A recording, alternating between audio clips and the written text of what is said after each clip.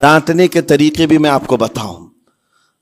मेरे वालिद इग्रामी फरमाया करते थे, हुजूर हाफिज मिल्लत रहमतुल्लाह अलैह जो अल जामिअतुल अशरफिया मुबारकपुर के बानी हैं और बड़े मुहद्दिस जिन्होंने एक नहीं हजारों आलिम पैदा किए, इस हिंदुस्तान की बात कर रहा हूं। हाफिज मिल्लत रहमतुल्लाह अलैह पूरी बुखारी शरीफ पढ़ाते थे, तकरीबन 40 साल तक उन्होंने पढ़ाया बुखारी शरीफ। मेरे वालिद उनके शागिर्द हैं। फरमाते हैं जब वो बहुत ज्यादा नाराज हो जाते किसी से, डांटना होता, हर उस्ताद बच्चे को डांटता है, कभी कुछ बच्चा नाफरमानी कर जाए या मिजाज के खिलाफ बात करे तो उस्ताद डांटता है। तो हाफिज मिल्लत रहमतुल्लाह अलैह अगर किसी शागिर्द को डांटते भी गुस्से में तो कहते हैं ए जन्नती क्या कर रहा है। कहते हैं अगर ये जुमला कबूल भी हो जाए तो बच्चा जन्नती हो जाए। लहजे की ये इस्तेमालात औलिया से सीखो मेरे अजीजों। गुस्से पर कंट्रोल उस वक्त तुम्हारे अखलाक मालूम होते हैं जब तुम्हारा गुस्सा उरूज पर होता है, उस वक्त तुम्हारी हकीकत लोगों के सामने आती है। वो अपने शागिर्दों को डांटते भी तो जन्नती कहकर डांटते हैं, यानी कोई गाली नहीं है, कोई बुरे कलमे नहीं है, बल्कि ऐसा जुमला है कि अगर कबूल भी हो गया उस्ताद की जुबान से, उसकी तो जिंदगी वसूल होगी, उसका बेड़ा पार हो गया। हमारे दरमियान माँ बाप को भी ये चाहिए कि बच्चों को किस तरह के अखलाक आप दे रहे हैं। गुफ्तगू करने के मुतालिक कुरान में अल्लाह ताला ने आदाब बताए हैं। जब आप घरों के अंदर मौजूद हो तो बच्चों के सामने किस तरह की गुफ्तगू किया करेंगे, कैसी बात करेंगे। शोहर और बीवी जिस तरह की बातें कर रहे हैं बच्चे के दिमाग में वो पूरा का पूरा छपता है, ट्रांसफर होता है।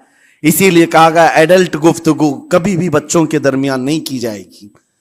जो मैच्योरिटी में नहीं है उन बच्चों के सामने माँ और बाप बैठ करके कलाम भी ना करें, बात ना करें। माशरा तो आज ऐसा है, सब पूरी फैमिली लेकर के बैठे हुए हैं और हद तो यह है कि गंदी फिल्में सामने लगी हुई रहती हैं। वो कैसे बचा पाओगे? 4 साल 5 साल के बच्चे के अंदर भी वो गुफ्तगू, वो मुकालमात, एक दूसरे से बात करने की तमीजें, वो सब वहां से सीखता आ रहा है। घरों के अंदर माहौल को तब्दील करने के लिए आपकी अपनी जुबान पर कंट्रोल और अपने बच्चों की तरबियत और उनकी जुबान पर कंट्रोल बहुत जरूरी है। फिर देखना आप ये मुआशरा पैदा करके कल को आपका बच्चा निकलेगा, उसकी तमीज, उसके अखलाक पर हर कोई अश करेगा। चंद दिनों की मेहनत है आपकी, लेकिन बच्चे जब सलीके के साथ गुफ्तगू करें तो लोगों का दिल जीत लिया करते हैं। बात करने के आदाब ऐसे हैं कि लोग दिल जीत लिया करते हैं। ये मेरे उस्ताद गिरामी मिस्र के रहने वाले थे। जब खिताबत हमें सिखा रहे थे गुफ्तगू करने के आदाब, तकरीर करने के आदाब, तो एक इमाम गजाली का कौल था कल्लिमुन्नास अला क़द्रि उक़ूलिहिम, लोगों से उनकी अक्ल के मुताबिक बात करो। इस पर वो समझाते हुए हमें ट्रेनिंग देते थे और कहते थे कि तुम्हारे पास आने वाले कई तरह के लोग होंगे। अगर तुम इमाम हो, अगर दाई हो, खतीब हो, मुकर्रिर हो, कोई गरीब घर से, कोई बड़े अमीर घर से, कोई पढ़ा लिखा आएगा, कोई जाहिल होगा, कोई बदतमीज भी होगा, कोई नेकोकार, कोई गुनहगार, सब तरह के मिक्स मजमुआ तुम्हारे पास होगा। इनसे खिताब करना, इनसे बात करना, किस अंदाज से बात करोगे, कैसे इनसे कलाम करोगे। मेरे अजीजों, यह हमारा अपना हुनर नहीं है। हम जो आपके सामने गुफ्तगू कर रहे हैं यह हमारा फन नहीं है, यह अपना पैदा किया हुआ हुनर नहीं है। हमें सिखाया गया था सिर्फ और सिर्फ आपको इस मजमे से और ये आए हुए जम्मे गफीर से बात करने के लिए एक ही उसलूब अपनाना है, देखना है कि रसूलुल्लाह कैसे बात किया करते थे। मेरे आका सल्लल्लाहु ताला अलैहि वसल्लम का उसलूब अपनाओ। हुजूर के खुतबे देखो, हुजूर जब खिताब करते, जाहिर सी बात है मस्जिद नबवी में उस वक्त भी लोग, हर तरह के लोग आते, देहात के भी थे, शहर के भी थे, आला दिमाग वाले लोग और कई अलग अलग किस्म के लोग आते। हुजूर का खिताब सबके लिए था। अजीज़ान गिरामी, उन सुन्नतों पर अमल करके आज आप अपने लहजे को बेहतर बना सकते हैं।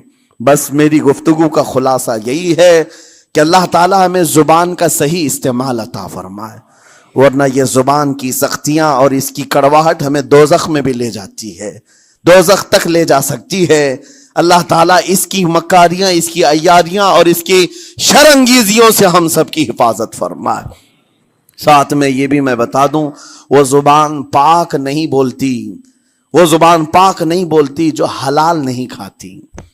یہ بھی بزرگوں نے فرمایا ہے، یہ زبان پاک نہیں بولتی جو حلال نہیں کھاتی، اسی سے ہر کچھ گزرتا ہے، اندر پیٹ میں جاتا ہے۔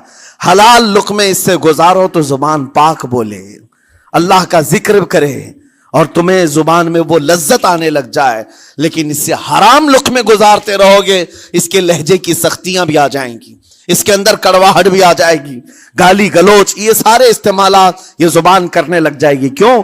اس سے حرام لقمے جو گزارے جا رہے ہیں۔ اس چیز کا بھی خیال ضروری ہے۔